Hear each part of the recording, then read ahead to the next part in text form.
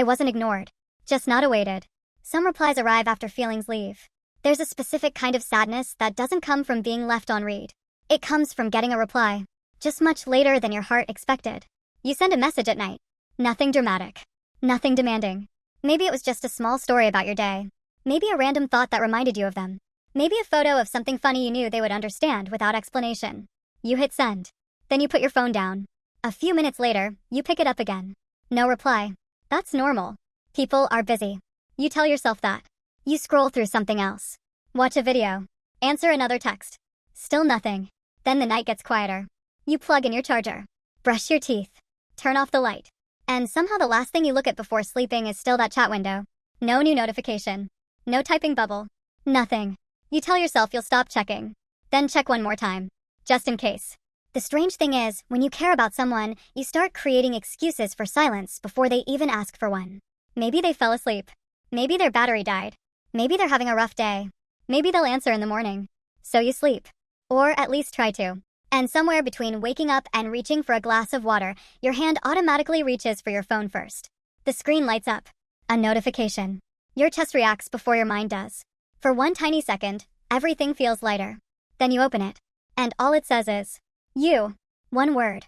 No question. No follow-up. No energy. No trace that your message had lived inside their thoughts for even a moment. Just one small word sitting there like a door closing softly. Not loud enough to call it rejection, but quiet enough to feel it. You stare at it longer than you should. Not because you're trying to understand the word. Because you're trying to understand the distance hidden inside it. And that's the part nobody talks about. Sometimes it isn't the late reply that hurts. It's realizing how different the same conversation feels to two people. You spent hours carrying that message around. Wondering if they saw it. Wondering when they'd answer. Wondering what they'd say. Meanwhile, for them, it might have been something they replied to while waiting for coffee. Or while walking somewhere. Or while clearing notifications they didn't want piling up. The conversation occupied completely different amounts of space in each person's day. And somehow that realization hurts more than silence. Because silence still leaves room for hope. A one-word reply removes it. You know what's even stranger. You still answer. Maybe with another message. Maybe with a joke. Maybe with something that keeps the conversation alive a little longer.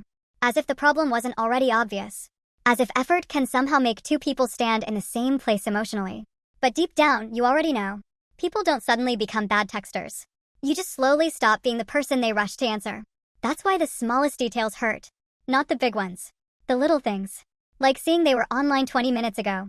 Like watching the message change from delivered to seen. Like opening the chat and remembering there used to be paragraphs where now there's a single syllable. Like typing something and deleting it because it suddenly feels unnecessary.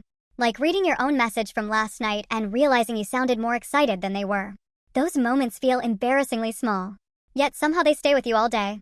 Because nobody wants to admit how much a tiny notification can affect them. Nobody wants to say that one word can ruin a morning. But sometimes it does.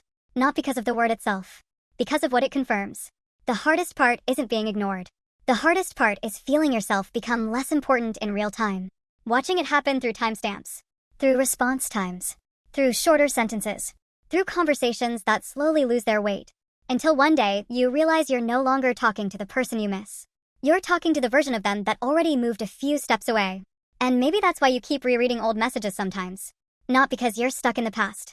Because you're trying to figure out where the change happened. Which message was the last enthusiastic one? Which night was the last time they stayed awake talking to you?